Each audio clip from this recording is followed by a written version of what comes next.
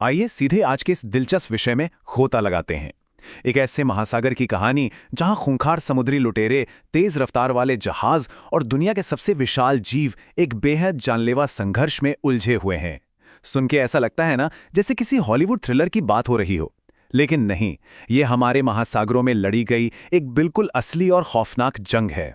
आज के इस विश्लेषण में हम एक ऐसी कहानी की गहराई में उतरेंगे जहां इकोलॉजी यानी पर्यावरण को बचाने की कीमत बहुत भारी चुकाई गई है।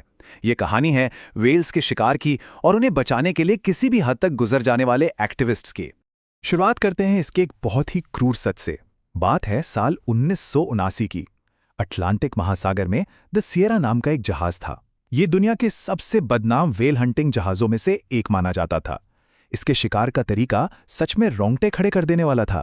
जरा सोचिए, 2500 किलो का एक एक्सप्लोजिव हार्पून, ये कोई आम हथियार बिल्कुल नहीं था। जब ये हार्पून व्हेल के शरीर में घुसता तो वो अंदर जाके एक बम की तरह फट जाता था। और सबसे दर्दनाक बात जानते क्या थी? सियरा के शिकारी इन व्हेल्स की बुद्धिमानी और उनकी हमदर्दी का पूरा फायदा उठाते थे। जब एक व्हेल घायल होकर तड़पती और चीखती तो बाकी व्हेल्स उसे बचाने के लिए दौड़ी आती और बस शिकारी उन सबका एक साथ शिकार कर लेते। इसी खौफनाक तरीके से सियरा ने करीब 25,000 व्हेल्स को मौत के घाट उतार दिया था। लेकिन फिर 16 जुलाई 1979 को कुछ ऐसा हुआ जिसने पूरी दुनिया को चौंका कर रख दिया।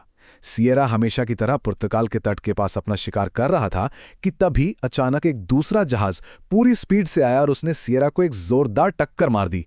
जी हां, ये कोई एक्सीडेंट नहीं था। टक्कर मारने वाले इस जहाज का नाम था सी शेपर्ड और इसे चला रहे थे कैप्टन पॉल वॉटसन। सियरा के कैप्टन ने वॉटसन पर गोलियां तक चलाईं, लेकिन तब तक वॉटसन अपना काम कर चुके थे। उन्होंने सियरा को परमानेंटली डैमेज कर दिया था और बाद में उनके साथियों ने उस जहाज को समंदर में डुबो ही दिया। मरीन कंजर्वेशन की दुनिया में यह एक बहुत बड़ा और बिल्कुल अनसुना एस्केलेशन था। तो आखिर इस इको पायरेट युद्ध की शुरुआत कैसे हुई? इसे पूरी तरह समझने के लिए आज की इस चर्चा को 6 मुख्य हिस्सों में बांटा गया है। पहला, द ओशंस पायरेट। दूसरा, व्हाई व्हेल्स मैटर। तीसरा, द आइडियोलॉजिकल डिवाइड। चौथा, द अंटार्कटिक व्हेल वॉर्स। पांचवा, द लीगल फॉलआउट। और आखिर में अ कंट्रोवर्शियल लेगेसी। चलिए आगे बढ़ते हैं। भाग 1, the oceans pirate, origins of an activist. आखिर ऐसा क्या हुआ कि एक आम इंसान महासागरों का सबसे बड़ा बागी बन गया? कैप्टन पॉल वॉटसन एक ऐसी शख्सियत हैं जिन पर सबकी राय एकदम अलग है। कुछ लोग उन्हें पर्यावरण का मसीहा मानते हैं तो कुछ लोग उन्हें इको टेररिस्ट का नाम देते हैं। 1950 में कनाडा में जन्मे वॉटसन का बचपन काफ़ी मुश्किलों से भरा था, लेकिन जानवरों से उन्हें गहरा लगाव था। 1961 में जब वो सिर्फ 11 साल के थे, उन्होंने एक बेहद क्रूर सील हंट देखा। उस खौफनाक नज़ारे ने उन्हें अंदर तक झकझोर दिया और उनकी पूरी जिंदगी का मकसद ही बदल दिया। आगे चलकर 1971 में न्यूक्लियर हथियारों की टेस्टिंग का विरोध करने के लिए उन्होंने कुछ साथियों के साथ मिलकर don't make a wave committee बनाई। यही कमेटी आगे चलकर मशहूर ग्रीन पीस संस्था के नाम से जानी गई, जिसके वॉटसन फाउंडिंग मेंबर्स में से एक थे। भाग 2, why whales matter, intelligence and ecology. अब एक सवाल लाजिमी है। इन समुद्री जीवों को बचाने के लिए जहाज डुबोने और अपनी जान तक दांव पर लगा देने जैसी एक्सट्रीम हद तक जाने की क्या ही जरूरत थी? ये हैरान करने वाला लग सकता है, लेकिन व्हेल्स की खासियतें सच में बेमिसाल हैं। स्पर्म व्हेल्स के पास धरती का सबसे बड़ा दिमाग होता है और सबसे दिलचस्प बात यह है कि उनके दिमाग में इंसानों से एक लोब ज्यादा होता है, जिसे पैरालिम्बिक लोब कहते हैं। यह हिस्सा भावनाओं को प्रोसेस करता है। इसका सीधा सा मतलब है कि व्हेल्स में इंसानों के बराबर या शायद उससे भी कहीं ज्यादा गहरी हमदर्दी और एम्पैथी होती है। वे एक दूसरे को नाम से बुलाती हैं, उनकी अपनी लोकल भाषाएं और बोलियां होती हैं और उनका अपना एक जनरेशनल कल्चर भी होता है। यहां तक कि वे टूल्स का इस्तेमाल करना भी जानती हैं और कई बार मुसीबत में फंसे इंसानों की जान बचाने जैसे निस्वार्थ काम भी करती देखी गई हैं। लेकिन बात सिर्फ उनकी बुद्धिमानी तक ही सीमित नहीं है। स्क्रीन पर दिख रहा 40% का यह आंकड़ा हमारे खुद के अस्तित्व से सीधे तौर पर जुड़ा है। देखिए, व्हेल्स जब एक्सक्रीट करती हैं तो उससे फाइटोप्लैंक्टन नाम के सूक्ष्म जीवों को भरपूर न्यूट्रिएंट्स मिलते हैं और ये फाइटोप्लैंक्टन इतने ज्यादा अहम हैं कि पूरी दुनिया के फोटोसिंथेसिस में इनका बहुत बड़ा योगदान है। धरती के वायुमंडल से 40% कार्बन डाइऑक्साइड को सोखने का काम यही छोटे छोटे जीव करते हैं। और तो और हमारी दुनिया की लगभग आधी ऑक्सीजन भी इन्हीं के वजह से पैदा होती है। तो सोचिए इनका रोल कितना बड़ा है। इस पूरी बात को एक बहुत ही दिलचस्प कॉन्सेप्ट से समझा जा सकता है, जिसे कहते हैं माइक्रो एक्शनेबल इम्पैक्ट।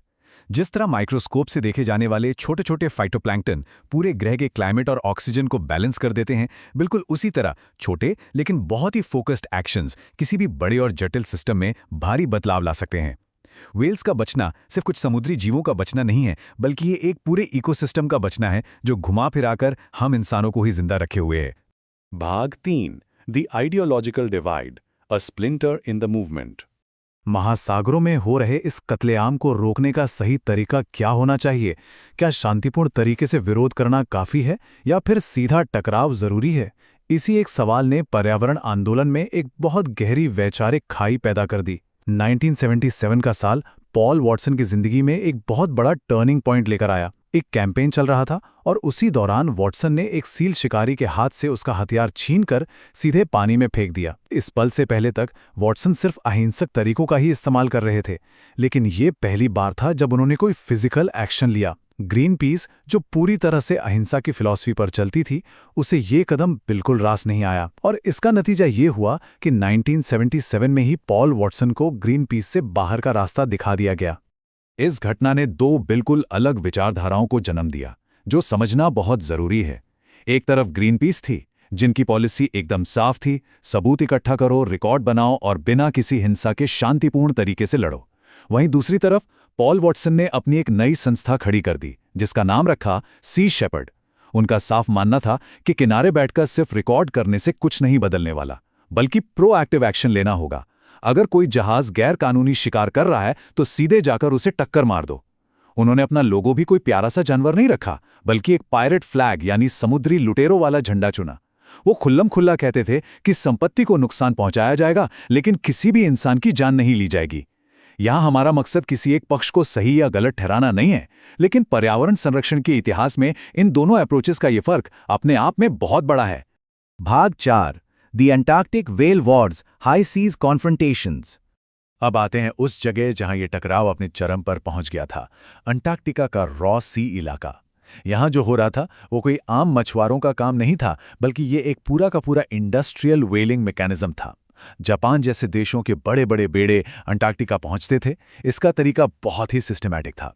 सबसे पहले छोटे हार्पून जहाज एक्सप्लोजिव हथियारों का इस्तेमाल करके व्हेल्स को मार गिराते थे।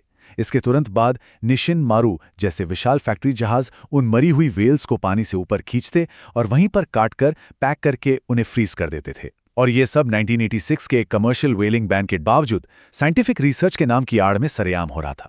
इन विशाल इंडस्ट्रियल जहाज़ों को रोकने के लिए सी शेपर्ड ने कुछ ऐसे तरीके अपनाए जो थे तो नॉन लीथल यानी गैर जानलेवा, लेकिन उन पर विवाद बहुत हुआ। जैसे कि वे शिकारी जहाज़ों पर ब्यूटेरिक एसिड फेंक देते थे। ये एसिड इंसानों के लिए पूरी तरह से हार्मलेस है, लेकिन इसकी बदबू इतनी भयंकर होती है कि डेक पर खड़े होकर काम करना बिल्कुल नामुमकिन हो जाता है। इसके अलावा विजिबिलिटी को जीरो करने के लिए वे स्मोक बॉम्ब्स का भी भरपूर इस्तेमाल करते थे। और जब ये सब काम नहीं आता तो वे सीधे अपने जहाज़ों से शिकारी जहाज़ों को जोरदार टक्कर मार देते थे। वॉटसन का हमेशा से यही दावा रहा है कि उनकी इन आक्रामक कार्यवाहियों में जहाज़ों का नुकसान तो भरपूर हुआ, लेकिन कभी किसी इंसान की जान पर आंच नहीं आई। लेकिन समंदर के बीचों बीच चल रहा ये खेल बहुत ही खतरनाक मोड़ ले चुका था। 2010 आते आते ये टकराव सच में जानलेवा स्तर पर पहुंच गया। सी शेपर्ड के पास एडी गिल नाम की एक बेहद एडवांस्ड $1.5 मिलियन की स्पीड बोट थी। एक कन्फ्रंटेशन के दौरान जापान के एक बहुत बड़े जहाज ने एडी गिल को सीधे टक्कर मार दी और लिटरली उसे 2 टुकड़ों में चीर कर रख दिया। ये किसी चमत्कार से कम नहीं था कि उस बोट पर मौजूद कोई भी इंसान मारा नहीं गया। हालांकि एक क्रू मेंबर की हड्डियां जरूर टूट गईं। इस भयानक घटना ने पूरी दुनिया को दिखा दिया था कि अंटार्कटिका की इन बर्फीली लहरों पर लड़ी जा रही ये जंग कितनी असली और कितनी खौफनाक हो चुकी थी। भाग 5 the legal fallout, from activist to fugitive. दशकों तक खुले महासागरों में अपनी मर्जी से इको पायरेसी करने का अंजाम आखिरकार पॉल वॉटसन के दरवाजे पर दस्तक देने लगा था। एक मशहूर एक्टिविस्ट से एक इंटरनेशनल भगोड़ा बनने तक का उनका इस सफर काफी उलझा हुआ है। 2012 में इंटरपोल ने वॉटसन के खिलाफ एक रेड नोटिस जारी कर दिया।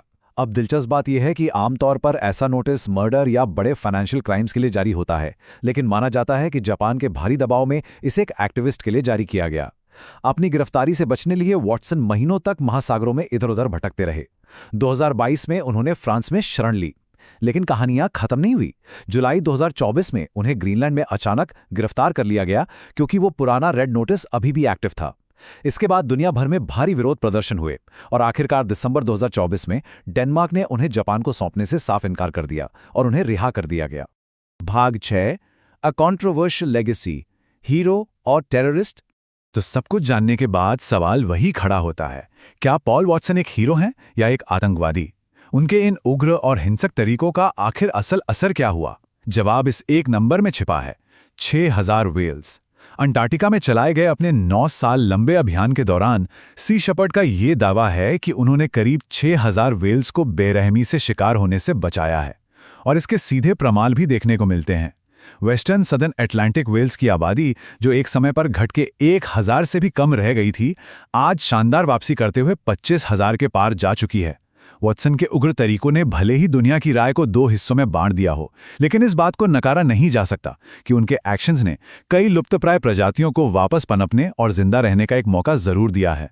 पॉल वॉटसन का दुनिया और प्रकृति को देखने का नजरिया बेहद सख्त और बिल्कुल अनकॉम्प्रोमाइजिंग है। उनका मानना है कि इंसान पृथ्वी के इकोसिस्टम पर एक वायरस की तरह बर्ताव कर रहे हैं, जो अपने ही होस्ट यानी अपनी ही धरती को धीरे धीरे मार रहे हैं। इंडस्ट्रियल मछली पालन, जिसने हमारे लगभग 70% महासागरों को बर्बाद कर दिया है, उसके खिलाफ वॉटसन की राय एकदम साफ और बेबाक है। उनके ही शब्दों में कहें तो ये इस ग्रह को हमारे ही विनाश से बचाने की एक जंग है। और इसी के साथ हम आज एक बहुत ही गहरे और पेचीदा नैतिक सवाल पर आकर खड़े होते हैं। क्या पृथ्वी के इस नाजुक इकोसिस्टम को बचाने के लिए सीधे टकराव और उग्र तरीके सही ठहराए जा सकते हैं? क्या नियम और कानून तोड़कर प्रकृति को बचाना न्याय है, या ये खुद में एक बड़ा अपराध है? इस पूरी कहानी ने हमें ये साफ दिखा दिया है कि एक अकेला इंसान जब सिस्टम और पूरी व्यवस्था से टकराने की ठान लेता है, तो उसकी गूंज दूर दूर तक पूरे महासागरों में सुनाई देती है। लेकिन ये गूंज आने वाले कल के लिए एक चेतावनी है या फिर कोई समाधान, ये यकीनन विचार करने का विषय है। आज के इस विश्लेषण में साथ जुड़ने के लिए बहुत बहुत धन्यवाद। इस विषय पर गहराई से विचार जरूर कीजिएगा।